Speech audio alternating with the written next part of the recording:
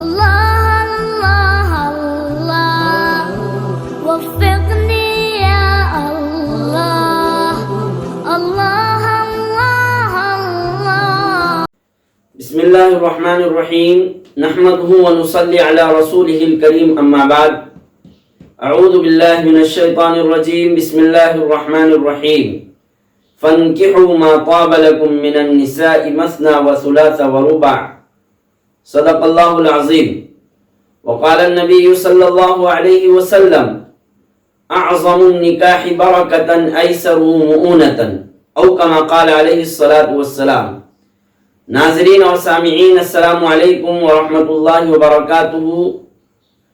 الابلاغ channel میں آپ کا خیر مقدم ہے اور الابلاغ چینل میں پھر ایک مرتبہ آج جمعہ کے دن ہم آپ کی خدمت میں حاضر ہے. آج 2 اپریل سن 2021 اور 19 شعبان المعظم سن 1442 ہجری ہے. آج جمعہ کے دن کی مناسبت سے جمعہ کے خطاب کے طور پر ایک موضوع پر ہم آپ سے چند گزارشات اور ہدایات بیان کرنا چاہتے ہیں. آج کی ہماری گفتگو کا موضوع ہے خطبہ نکاح میں 3 قرآنی آیات پڑھنے کی حکمت اور راز. ناظرین اور سامعین، جیسا کہ ہم جانتے ہیں کہ نکاح شادی 2 افراد کے درمیان ایک سماجی معاہدہ ہے جس میں طرفین سے ایجاب و قبول ہوتا ہے.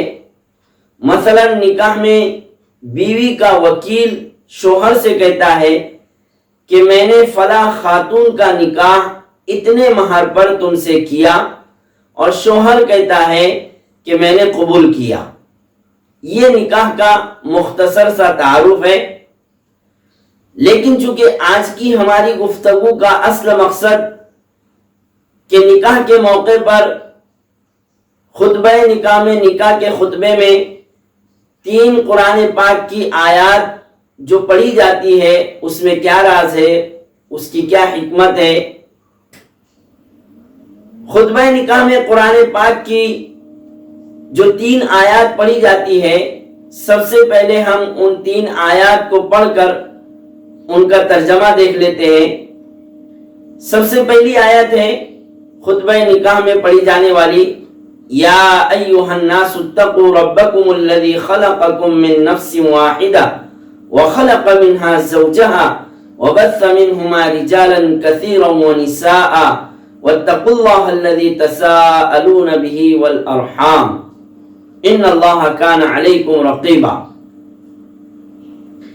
اس آیت کا ترجمہ یہ ہے کہ اے لوگو، تم اپنے اس رب سے ڈرو جس نے تمہیں ایک جان سے پیدا کیا اور پھر ان سے ان کی بیوی کو پیدا کیا. وخلق منها زوجها وبث منهما رجالا كثيرا، اور ان دونوں سے بہت سارے مردوں اور عورتوں کو پھیلایا. واتقوا اللہ الذی تساءلون به والارحام، اور تم اس اللہ سے ڈرو جس کے ذریعے تم ایک دوسرے سے آپس میں حقوق کا مطالبہ کرتے ہو. والارحام، اور رشتہ داروں کے حقوق سے بھی ڈرو. ان اللہ کان علیکم رقیبا، یقیناً اللہ تعالیٰ تم پر نگران ہے. دوسری آیت کریمہ قرآن پاک کی جو نکاح میں پڑھی جاتی ہے وہ ہے یا ایھا الذین آمنوا اتقوا اللہ حق تقاتہ ولا تموتن الا وانتم مسلمون، کہ اے ایمان والو تم اللہ سے ڈرو جیسا کہ اس سے ڈرنے کا حق ہے. وَلَا تَمُوتُنَّ إِلَّا وَأَنْتُمْ مُسْلِمُونَ، اور تمہیں موت نہ آئے مگر اس حال میں کہ تم فرما بردار. تیسری آیت کریمہ جو خطبہ نکاح میں پڑھی جاتی ہے وہ ہے یا ایھا الذین آمنوا اتقوا اللہ وقولوا قولا سدیدا یصلح لکم اعمالکم ویغفر لکم ذنوبکم ومن یطع اللہ ورسولہ فقد فاز فوزا عظیما، کہ اے ایمان والو تم اللہ سے ڈرو وقولوا قولا سدیدا، اور تم درست اور سیدھی بات کہو. یصلح لکم اعمالکم، اللہ تعالیٰ تمہارے لیے تمہارے اعمال کی اصلاح فرمائے گا اور تمہارے گناہوں کو معاف کرے گا. ومن یطع اللہ ورسولہ فقد فاز فوزا عظیما، اور جس نے اللہ اور اس کے رسول کی اطاعت کیا تحقیق کہ وہ بڑی کامیابی کو پہنچ گیا. یہ 3 آیات قرآن پاک کی نکاح کے موقع پر خطبہ نکاح میں پڑھی جاتی ہے. خطبہ نکاح میں یہ 3 آیات پڑھنا مسنون ہے، سنت ہے، نہ فرض ہے اور نہ واجب ہے، بلکہ نکاح کے وقت خطبہ نکاح پڑھنا بھی، نکاح کا خطبہ پڑھنا بھی فرض یا واجب نہیں ہے، لازم نہیں ہے. اسی طرح ان 3 آیات میں براہ راست نکاح کا کوئی ذکر موجود نہیں. جیسا کہ ہم نے قرآن پاک کی ان 3 آیات کا ترجمہ سنا تو ان میں نظر آتا ہے کہ ان 3 آیات میں نکاح کا اور شادی کا کوئی ذکر موجود نہیں ہے، حالانکہ قرآن کریم کی دوسری بہت ساری آیات ایسی ہیں کہ ان میں نکاح کا ذکر موجود ہے.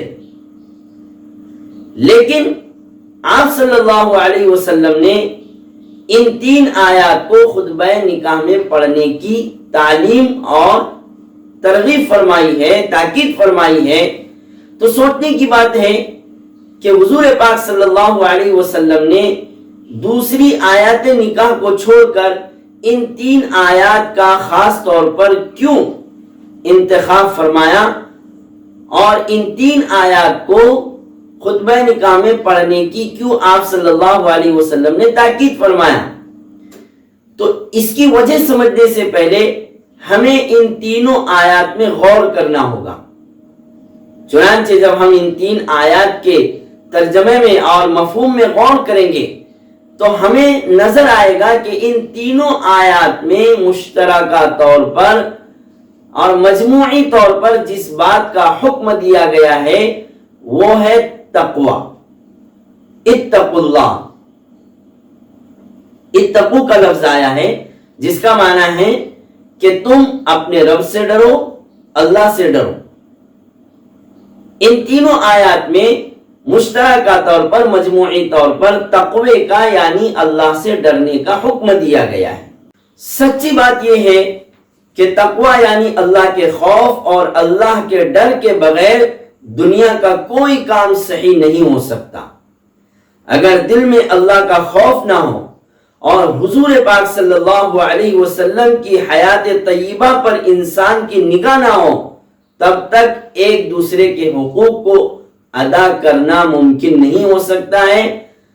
جب دل میں اللہ کا خوف ہوگا اور آپ صلی اللہ علیہ وسلم کی سنت اور آپ صلی اللہ علیہ وسلم کی حیات طیبہ پر ہماری نظر ہوگی تو اس وقت ہم ایک دوسرے کے حقوق کو اچھی طرح ادا کر سکتے ہیں.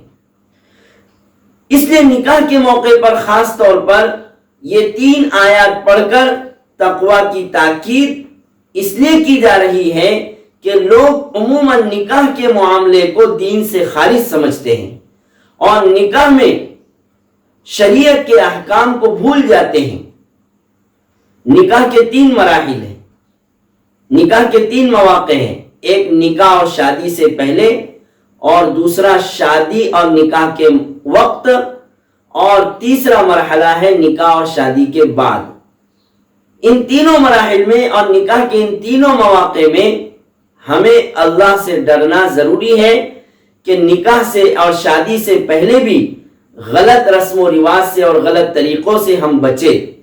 نکاح کے موقع پر بھی، نکاح کے درمیان بھی ہم غلط طریقوں سے اور غلط رسموں سے بچے، اور نکاح کے بعد بھی میاں اور بیوی، شوہر اور بیوی دل میں اللہ کا خوف اور اللہ کا ڈر رکھ کر ایک دوسرے کے حقوق کو ادا کریں. جب دل میں اللہ کا خوف اور اللہ کا ڈر ہوگا تو پھر شوہر اور بیوی ایک دوسرے کے حقوق کو ادا کرنے کی فکر کریں گے، اور اس طرح نکاح اور ازدواجی زندگی کو سکون اور اطمینان کے ساتھ گزارنا آسان ہو جائے گا. بہرحال آج کی گفتگو کا پیغام یہی ہے کہ ہم نکاح کے موقع پر دل میں اللہ کا خوف اور اللہ کا ڈر رکھیں، اپنے نکاحوں کو اور اپنی شادیوں کو آسان سے آسان تر بنائیں۔ حدیث پاک خطبے میں پڑھی گئی تھی، اعظم النکاح برکتن ایسر مؤونتن، کہ بابرکت، سب سے زیادہ بابرکت نکاح وہ ہے جو کم مشقت والا ہو، کم خرچ والا ہو، سادگی اور سنت اور شریعت کے مطابق کیا گیا ہو۔ ایسے نکاح میں بڑی برکت ہوتی ہے، لیکن افسوس کہ ہم نے اپنے نکاحوں کو، اپنی شادیوں کو مشکل بنا دیا ہے۔ سالوں اور مہینوں پہلے سے نکاح اور شادیوں کی تیاریاں شروع ہو جاتی ہے اور غلط رسم و رواج کو نکاح اور شادیوں میں کیا جاتا ہے۔ اللہ تعالیٰ اس سے ہماری حفاظت فرمائے اور ہمیں اپنی اولاد کے نکاح کو آسان بنانے کی توفیق عطا فرمائے۔ سبحان اللہ و بحمدہ، سبحان اللہ العظیم۔